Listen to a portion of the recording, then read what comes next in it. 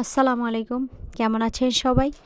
এই তো অনেক দিন পর আরেকটা রেসিপি নিয়ে হাজির হয়েছি আপনাদের সামনে। আসলে বাচ্চাদের নিয়ে এতটা ব্যস্ত থাকি যে ভিডিও মেক করাই হচ্ছে না।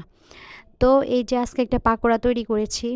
আমি চেষ্টা করি ঘরে কোনো জিনিস যাতে অপচয় না হয়, সেটাকে যেভাবেই হোক প্রসেসিং করে বাচ্চাদের, ঘরের সবাইকে খাওয়ানোর চেষ্টা করি।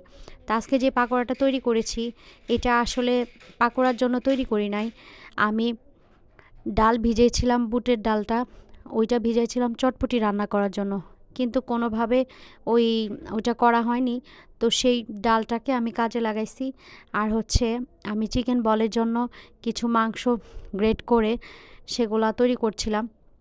তো সেটাও ঝাল বেশি হওয়াতে বাচ্চারা খাচ্ছে না, তো কী করব, সবগুলো আইটেম এক জায়গায় করে ওই ডালটা, মুরগিটা একসাথে করে সেটার সাথে কিছু আলু কুচি করে, কাঁচামরিচ, ধনেপাতা, পেঁয়াজের